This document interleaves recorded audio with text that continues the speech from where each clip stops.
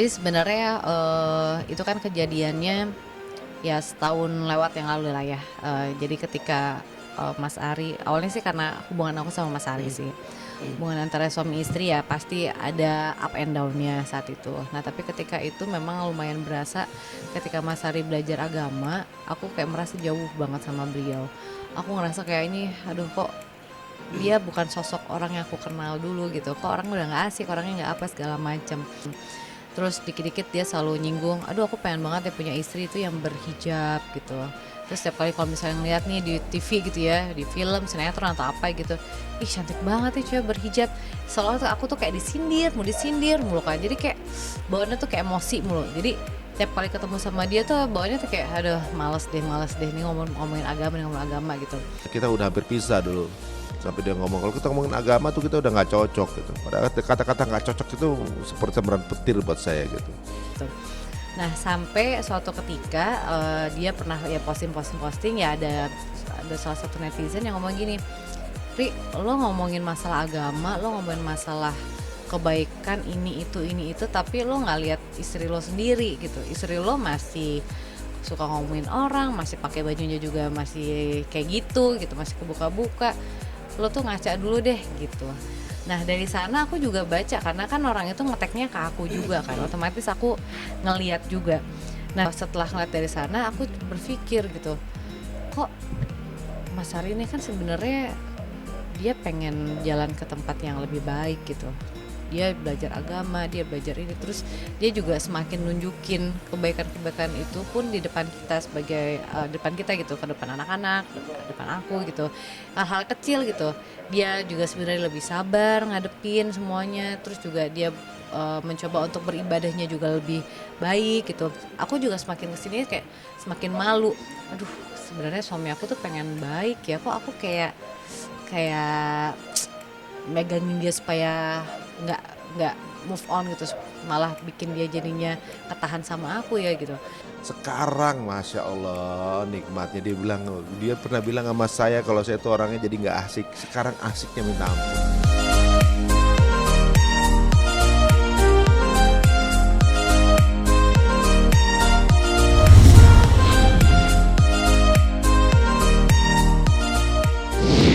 Ternyata Allah tuh apa ya, kalau misalnya kita tuh ketika kita mencoba untuk mendekatinya, berjalan menujunya, Allah tuh terus akan ngajak kita berlari, ayo akan diajak terus.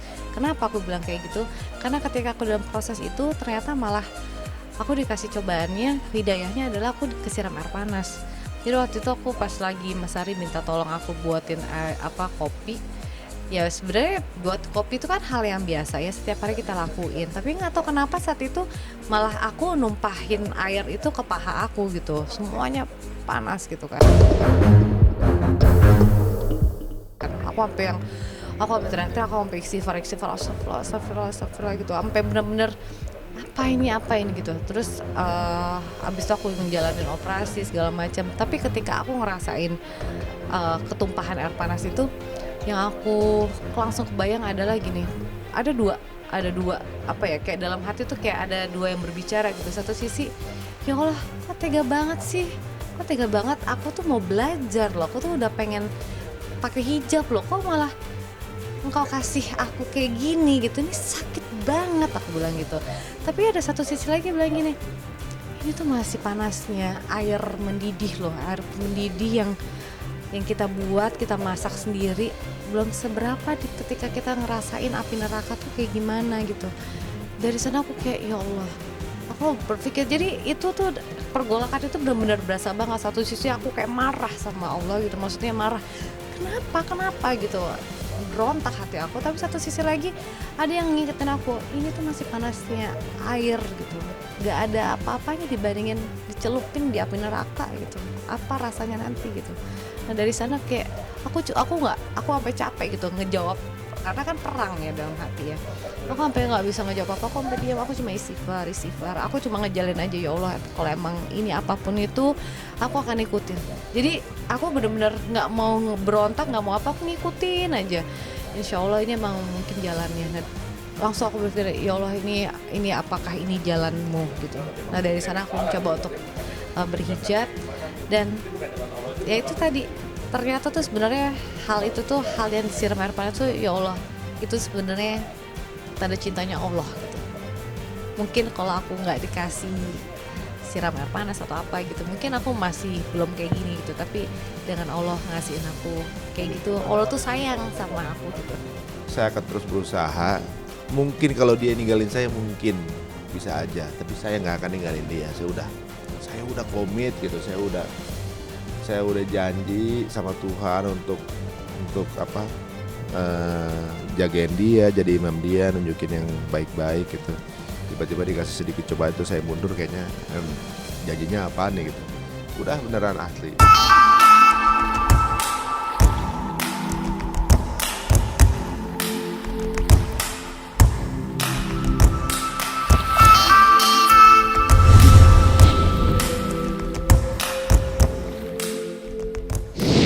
Ya sama halnya seperti dulu juga gitu, pasti akan banyak godaan, pasti juga akan banyak tantangan juga. Nah, mungkin kalau dulu mikirnya ya benar-benar duniawi aja gitu, gimana caranya untuk karirnya oke, terus dapat penghasilan yang baik banyak gitu ya. Udah mikirnya cuma segitu aja, tapi nggak mikir bahwa kita semua tuh akan ada akhirnya, akan ada ujungnya gitu. Sebenarnya sih kalau untuk pergolakannya nggak terlalu seberat dulu ketika aku berusaha untuk memakai hijab sih sebenarnya. Pergolakan memang lumayan yang terasa berat itu adalah kan bagaimana kita mutusin untuk berhijab atau enggak gitu. Banyak ketakutan-ketakutan yang kita pikir bakal hilang semua gitu. Ya karena dulu kan mikirnya cuma duniawi. Apa-apa pokoknya semua standarnya dunia. Yang jauh gitu ya, kadang tuh lupa sholat, lupa apa gitu karena pikirannya emang dunia aja gitu. Tapi nggak tahu kapan, karena selalu ada alasan yang buat kita kayak ya ntar lagi. Nah dari sana aku berpikir oke, apa ya, oh mungkin pekerjaan kali ya.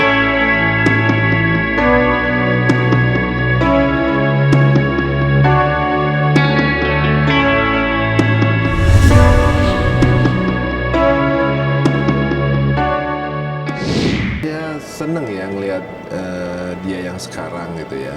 Saya tuh andilnya kecil sih sebenarnya. Saya cuma mengenalkan, kemudian ngasih tahu sedikit apa segala macam. Sekarang udah jalan sendiri, yang dia tuh kayaknya udah seperti kayak ikan akhirnya masuk laut lepas gitu. Lagi happy sendiri dia tuh, kayak dia bisa ketemu bisnis baru, teman-teman baru, semua lingkungan baru yang sebelumnya selama ini nggak pernah dia lihat.